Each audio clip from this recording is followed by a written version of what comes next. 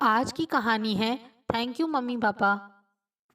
हाँ बोलो तानिया, कैसी हो? फोन उठाते ही वरुण ने तानिया का स्वर पहचान लिया। मैं तो ठीक हूँ, पर तुम्हारी क्या समस्या है वरुण? तानिया ने तीखे स्वर में पूछा। कैसी समस्या?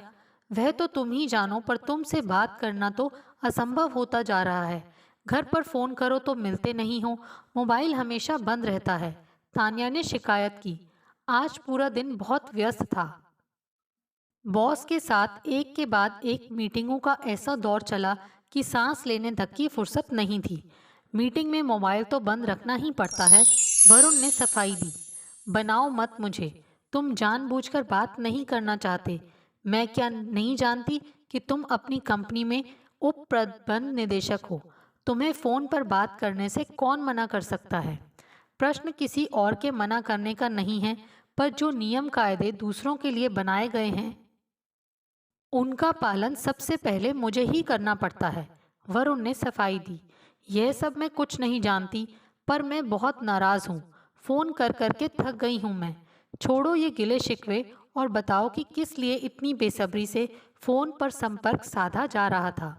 वाह, बात तो ऐसे कर रहे हो जैसे कुछ जानते ही नहीं। याद है, आज संदीप ने तुम्हारे स्वागत में बड़ी पार्टी का आयोजन किया है। याद रहने ना रहने से कोई अंतर नहीं पड़ता। मैंने पहले ही कहा था कि मैं पार्टी में नहीं आ रहा। आज मैं बहुत व्यस्त हूँ। व्यस्त ना होता तो भी नहीं आता। मुझे पार्टियों में जाना पसंद नहीं है। क्या कह रहे हो? संदीप बुरा मान जाएगा। उसने यह पार्टी विशेष रूप से तुम्हारे लिए ही आयोजित की है। जरा सोचो तान्या, पिछले 10 दिन में हम जब भी मिले हैं, किसी न किसी पार्टी में ही मिले हैं। तुम्हें नहीं लगता कि कभी हम दोनों को अकेले में ढेर सारी बातें करनी चाहिए? एक दूसरे को जाने समझे। कितने पिछड़े विचार हैं तुम्हारे। बातें तो हम पार्टी में भी कर सकते हैं, और एक दूसरे को जानने समझने को तो पूरा जीवन पड़ा है। तानिया ने अपने विचार प्रकट किए तो वरुण बुरी तरह झल्ला गया, पर वह कोई कड़वी बात कहकर कोई नई मुसीबत मोल लेना नहीं चाहता था। ठीक है, तो फिर कभी मिलेंगे। बहुत सारी बातें करनी है तुमसे। वरुण ने लंबी सांस ली थी। क्या पार्टी में नहीं आ रहे तुम? तान्या चीखी। नहीं, ऐसा मत कहो, तुम्हें मेरी कसम। आज की पार्टी में तुम्हारी मौजूदगी बेहद जरूरी है। केवल एक ही शर्त पर मैं पार्टी में आऊंगा कि आज के बाद तुम मुझे किसी दूसरी पार्टी में नहीं बुलाओगी। वरुण अपना पीछा छुड़ाने की नीयत से बोला था। जैसी आपकी आज्ञा महाराज, तानिया नाटकीय अंदाज में हंसकर बोली। वरुण पार्टी में पहुंचा तो वहां की तड़क भड़क देखकर दंग रह गया। ज्यादातर युवतियां पारदर्शी भड़काऊ परिधानों में एक दूसरे से प्रतिस्पर्धा करती नजर आ रही थी। तानिया को देखकर पहली नजर में तो वरुण पहचान ही नहीं सका। कुछ देर के लिए तो वह उसे देखता ही रह गया था। अरे, ऐसे आश्चर्य से क्या घूर रहे हो? तान्या खिलखिलाई थी। कैसा लग रहा है मेरा नया रूप रंग? आज का यह नया रूप रंग साज सिंगार खास तौर पर तुम्हारे लिए है।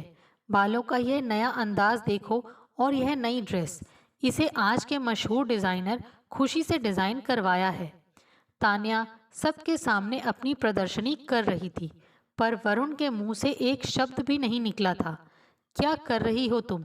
क्यों लोगों के सामने अपना तमाशा बना रखा है तुमने? अपना नहीं तो कम से कम मेरे सम्मान का ख्याल करो।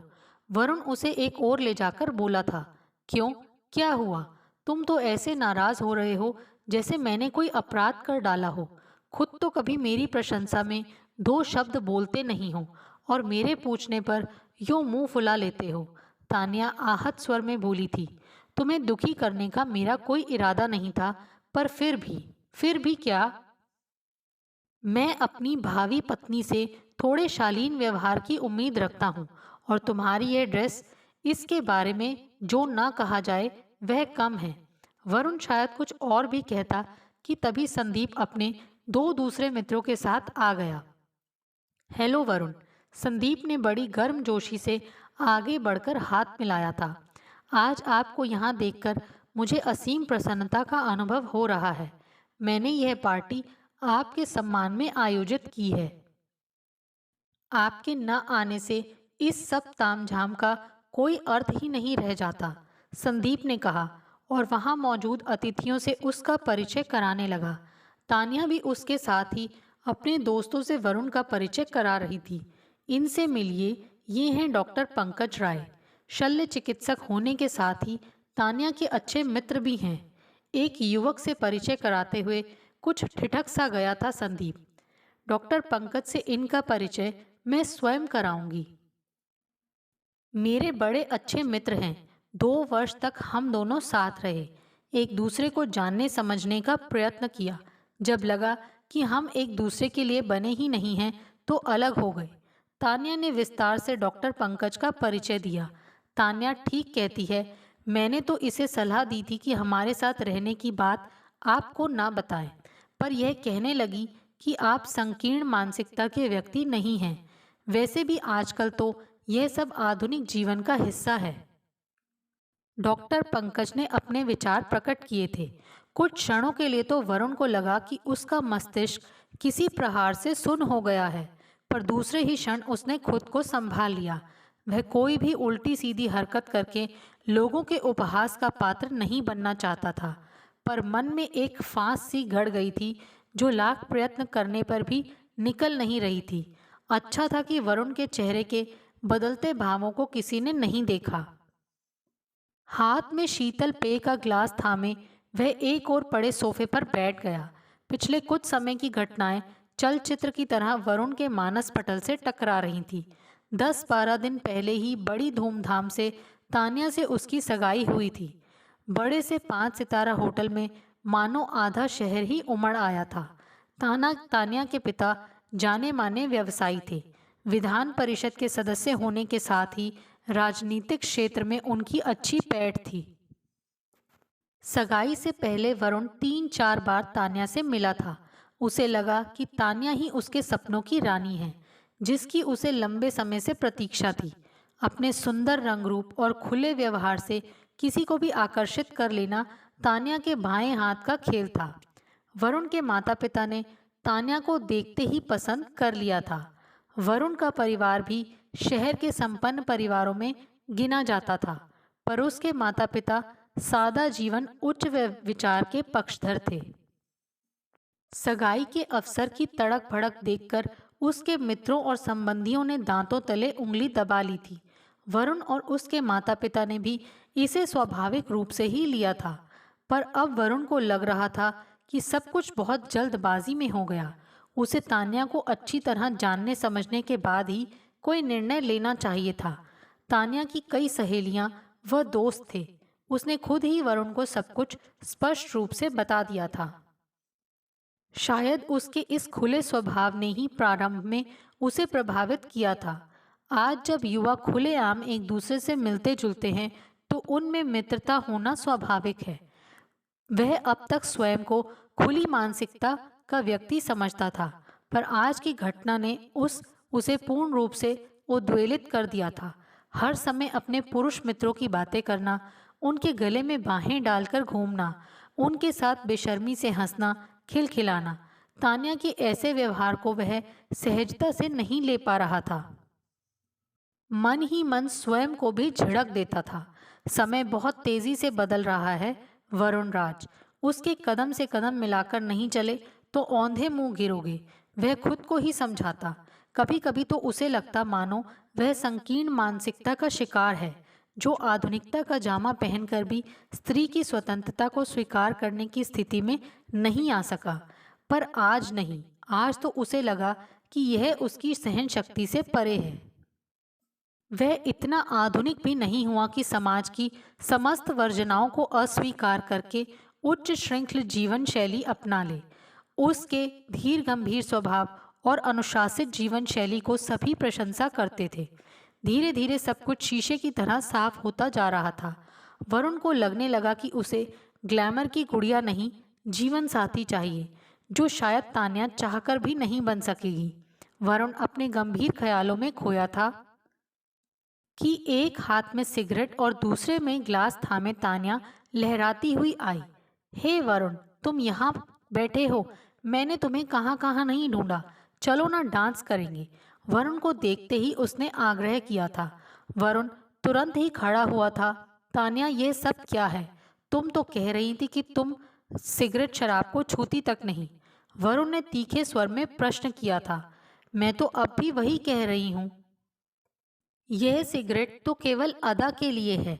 मुझे तो एक कश लेते ही इतने जोर की खांसी उठती है कि सांस लेना कठिन हो जाता है।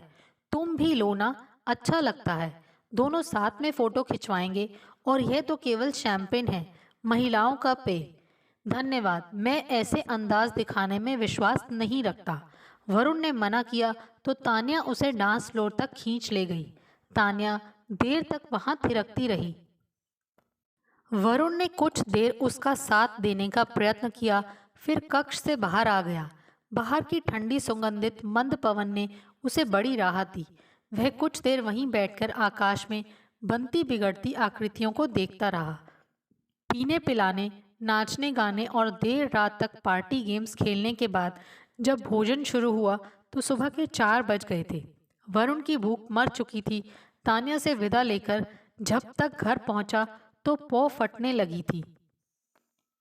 यह घर आने का समय है, उसकी माँ शोभा देवी झल्लाई थी।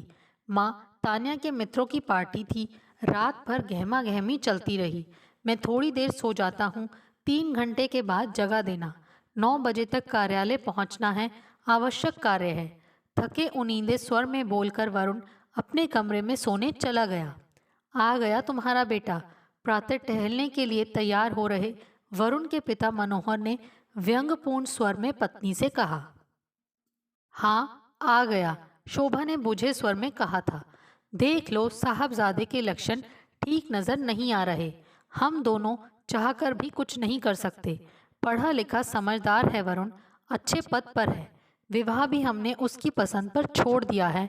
सब देख सुनकर उसने तान्या को पसंद किया था। पढ़ी लिखी सुंदर स्मार्ट लड़की है। दोनों आनंद से जीवन बिताएं, इससे अधिक हमें क्या चाहिए? वह भी होता नजर नहीं आ रहा। तुम्हें नहीं लगता कि हमारे और उनके सामाजिक स्तर में बड़ा अंतर है? होंगे वे बड़े लोग, हम भी उनसे किसी बात में कम नहीं हैं। वैसे भी यदि वरुण प्रसन्न है तो तुम क्यों अपना दिल जला रहे हो? शोभा ने बात को वहीं विराम देना चाहा था। वह भी ठीक है, काजी जी दुबले क्यों? ठहाका लगाते हुए मनोहर बाबू टहलने के लिए पार्क की ओर चल पड़े। कुछ दिन इसी ऊहापोह में बीत गए। वरुण अंतर्मुखी होता जा रहा था।